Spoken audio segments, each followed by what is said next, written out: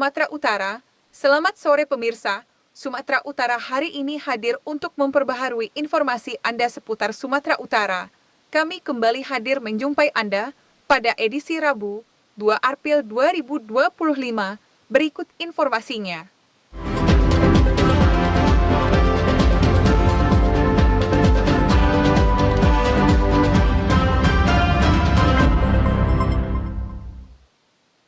Petugas Satuan Reserse Narkoba Polrestabes Medan berhasil menggagalkan upaya peredaran 12 kg narkoba jenis sabu yang dikemas dalam bungkus teh Cina. Selain menyita sabu yang diduga berasal dari Malaysia ini, polisi juga menyita 811 butir pil ekstasi yang disimpan di rumah pelaku. Penangkapan pelaku dilakukan setelah polisi mendapat informasi dari masyarakat saat pelaku hendak bertransaksi di kawasan Deli Tua, Kabupaten Deli Serdang. Polisi menyita 12 kg sabu yang dikemas dalam bungkus teh Cina untuk menyamarkan narkoba yang rencananya akan diedarkan ke kota Medan. Pelaku diduga merupakan bagian dari sindikat narkoba jaringan Malaysia. Hal ini berdasarkan kemasan sabu yang disita dari pelaku yang identik dengan penggunaan bungkus teh Cina untuk menyamarkan barang bukti. Kasat Narkoba Polrestabes Medan AKBP Tommy Arwan mengungkapkan, usai penangkapan, pihaknya kemudian melakukan penggeledahan di rumah pelaku, dan polisi kembali menemukan barang bukti narkoba dalam jumlah besar yakni 811 butir pil ekstasi. Dari penangkapan tersebut, kita berhasil menyita narkotika jenis sabu seberat 12 kg. Setelah kita melakukan penangkapan, selanjutnya kita lakukan penggeledahan di rumah pelaku. Dan dari penggeledahan rumah tersebut, tim kita juga berhasil menemukan narkotika jenis ekstasi kurang lebih sebanyak 811 butir. Polisi kini tengah melakukan pengembangan untuk menangkap jaringan pelaku lain yang berperan sebagai pengendali. Tersangka dijerat dengan Undang-Undang Nomor 35 Tahun 2009 tentang narkotika dan terancam hukuman maksimal hukuman mati. Subdit 3 Jatandras di Treskrimum Polda Sumatera Utara mengungkap perampokan dengan modus menumpang sepeda motor dan langsung merampok motor yang berisikan uang ratusan juta rupiah. Dalam penangkapan ini, polisi mengamankan seorang pelaku kerabat dari korban. Peristiwa perampokan terjadi di Jalan Brigjen Zain Hamid, Kecamatan Medan Johor, dan seorang pelaku ditangkap bernama Ali alias Awi. Direktur Reserse Kriminal Umum Polda Sumatera Utara Kombes Pol Sumaryono mengatakan pelaku ditangkap 6 hari setelah kejadian perampokan. Sumaryono menyebut pelaku ternyata adik kandung dari pemilik uang dari pimpinan PT Widya Tekno Abadi yang bergerak dalam bidang kontraktor. Perampokan bermula ketika salah satu karyawan PT Widya Tekno Abadi hendak menyetor uang ke bank. Uang tersebut dibagi menjadi 2 bagian yakni 230 juta rupiah diletakkan dalam jok sepeda motor dan 280 rupiah ditaruh dalam tas yang dibawa korban. Di perjalanan pelaku memberhentikan korban yang berpura-pura menumpang. Di tengah perjalanan pelaku langsung memaksa korban menyerahkan sepeda motor yang berisikan uang ratusan juta rupiah.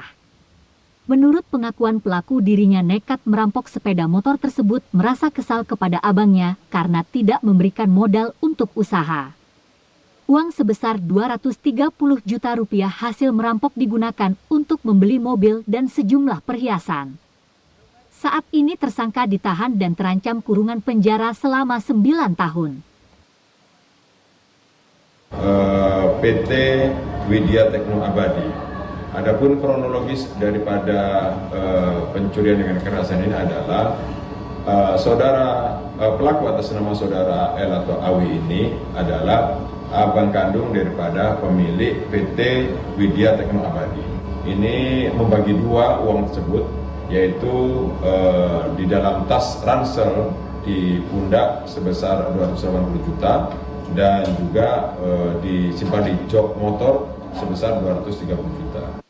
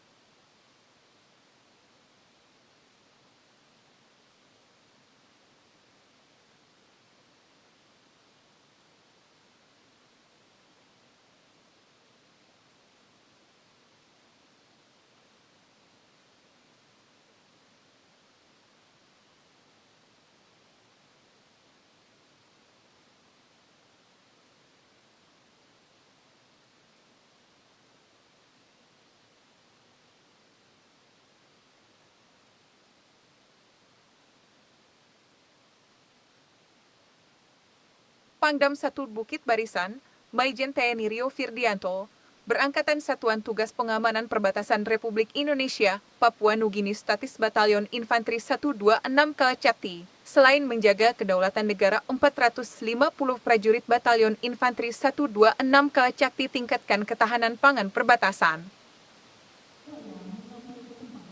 Sebanyak 450 prajurit Batalion Infanteri 126 Kalacakti ini tidak hanya ditugaskan untuk menjaga kedaulatan negara saja, tetapi juga untuk mempererat hubungan bilateral antara Indonesia dan Papua Nugini.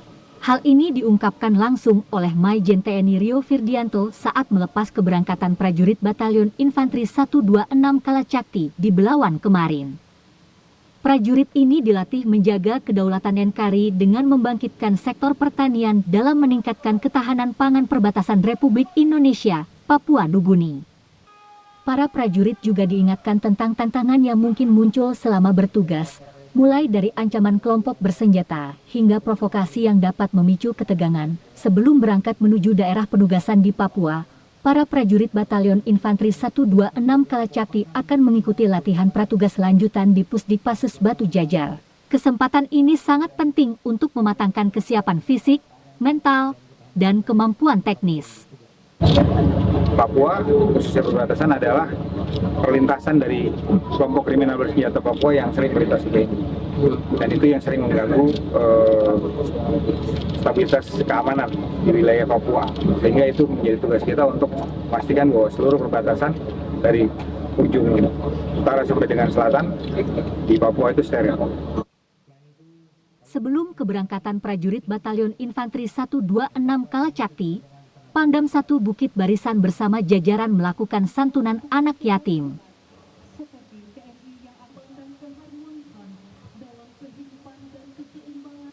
Pemirsa, kami akan segera kembali dengan sejumlah informasi lainnya. Tetaplah bersama kami di Sumatera Utara hari ini.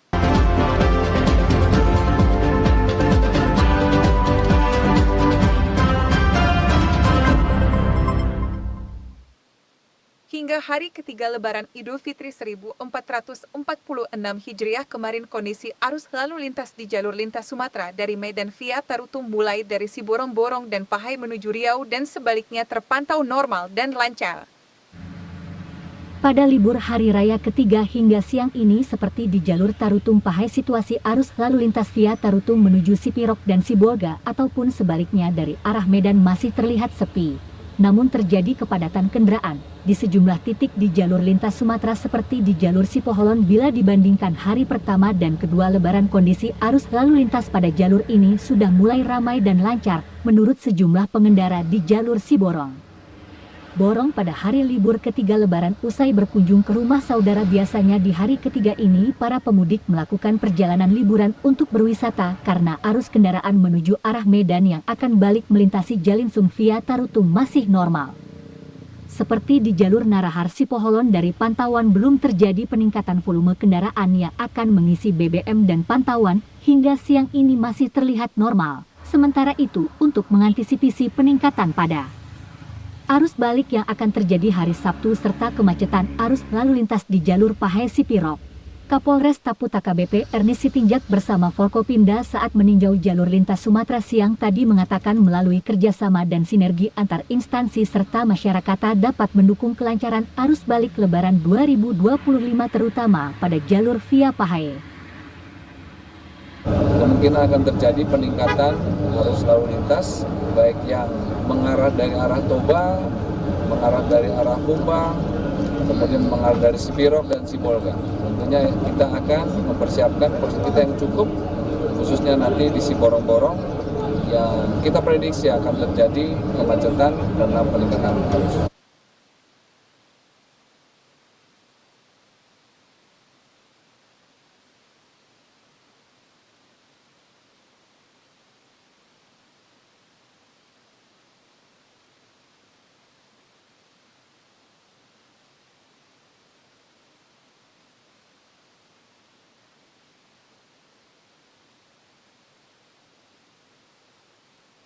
Satuan Lalu Lintas Polres Tebing Tinggi menyiapkan 5 pos pelayanan mudik di jalan lintas Sumatera di wilayah hukum Polres Tebing Tinggi yang bisa dimanfaatkan pemudik untuk beristirahat dan bertanya seputar kondisi jalur yang akan dilewat. Mudik Lebaran yang sudah menjadi tradisi tahunan bagi masyarakat, yang kerap diwarnai tingginya mobilitas dan resiko kecelakaan lalu lintas. Menyikapi hal tersebut, jajaran Satuan Lalu Lintas Polres Tebing Tinggi juga terus melakukan pengamanan arus lalu lintas di setiap pospam yang sudah dibuat, yaitu pos pelayanan di dekat pintu tol Tebing Tinggi, Simpang Beo Kota Tebing Tinggi, Simpang Binjai, Dolok Merawan Kabupaten Serdang Bedagai, dan di Pasar Kain Kota Tebing Tinggi. Untuk saat ini, arus lalu lintas di wilayah Polres Tebing Tinggi masih aman dan lancar. Diharapkan kepada seluruh warga masyarakat, terlebih warga yang kembali ke kota asal pada Lebaran tahun ini tetap tertib dalam berkendara dan mengutamakan keselamatan, serta saling membantu agar arus lalu lintas bisa berjalan aman dan lancar. Buat para pengendara, diminta tetap mematuhi rambu-rambu lalu lintas dengan baik. Bagi pemudik yang ingin beristirahat dapat menggunakan sejumlah pos pelayanan selama arus mudik dan arus balik. Arus lalu lintas hari ini terlihat ramai lancar, tidak ada kepadatan sesuai dengan apa yang kami prediksi beberapa hari yang lewat, bahwasannya untuk wilayah Kota Tebing Tinggi sampai hari ini tidak ada titik kemacetan. Semuanya berjalan dengan lancar karena sebagian besar masyarakat sudah menggunakan jalur dari tol Tebing Tinggi ataupun dari Medan langsung menuju ke Asahan atau ke Pematang Siantar. Namun kami tetap menghimbau kepada warga masyarakat, ya apabila lelah ataupun letih ataupun butuh bantuan, silakan singgah ke pos pelayanan yang ada di masing-masing Polres.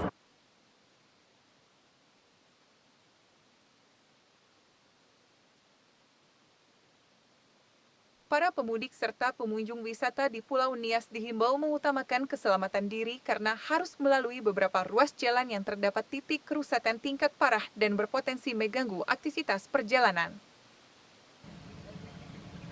Himbauan itu disampaikan pihak Kepolisian Resor Nias pada momen Idul Fitri 1 Syawal 1446 Hijriah dan diharapkan tetap diindahkan hingga saat ini mengingat tingginya aktivitas kunjungan silaturahmi warga ke tempat sanak saudara baik di dalam kota maupun di pelosok Kepulauan Nias.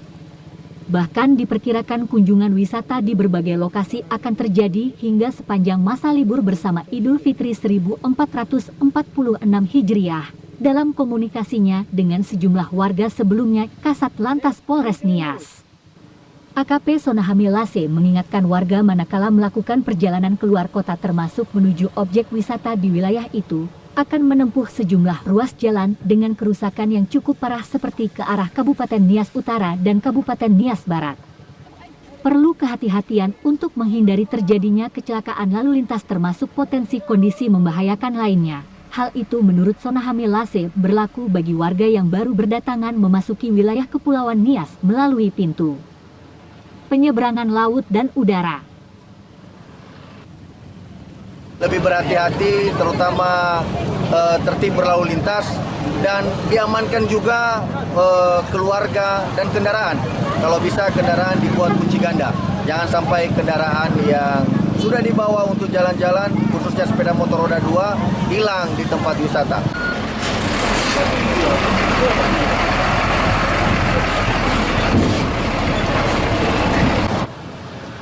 Menurut pihak Satlantas Kepolisian ini, kunjungan silaturahmi atau bentuk perayaan perkumpulan keluarga sesuatu yang penting pada momen Lebaran 1446 Hijriah, namun mengutamakan keselamatan perlu menjadi prioritas termasuk saat mengendarai kendaraan roda 2 maupun roda 4. Para pemudik juga diminta mempedomani pembaharuan informasi cuaca dari BMKG sehingga tercipta panduan dalam melaksanakan mudik dan liburan bersama keluarga tercinta.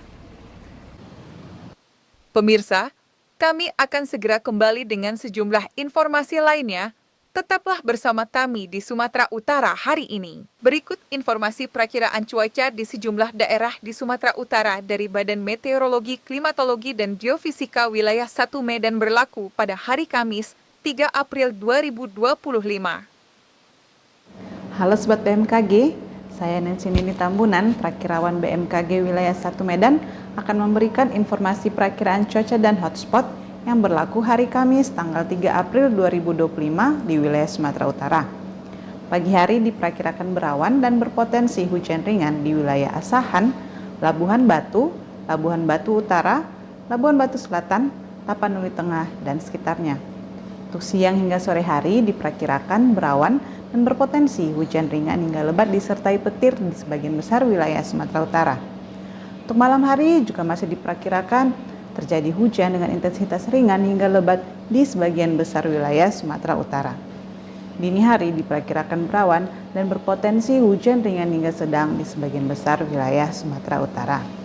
Untuk suhu udara diperkirakan 14 sampai 32 derajat Celcius, kelembaban udara 75 sampai 100%, angin dari arah selatan hingga barat daya dengan kecepatan 3 sampai 6 km per jam. Berdasarkan pantauan tanggal 1 April 2025, terdapat satu titik panas di wilayah Kabupaten Deli Serdang. Kami selalu menghimbau kepada masyarakat untuk waspada potensi hujan dengan intensitas sedang hingga lebat yang dapat disertai petir dan angin kencang di wilayah pantai barat, lereng barat, pantai timur, lereng timur, dan pegunungan Sumatera Utara yang dapat mengakibatkan bencana hidrometeorologis seperti banjir dan tanah longsor. Demikianlah informasi yang saya sampaikan. Tetap pantau terus informasi cuaca melalui Instagram @infobmkg Sumut. Terima kasih. Pemirsa, demikian Sumatera Utara hari ini. Seluruh kerabat kerja yang bertugas mengucapkan terima kasih atas perhatian Anda. TVRI, Media Pemersatu Bangsa. Selamat sore dan sampai jumpa.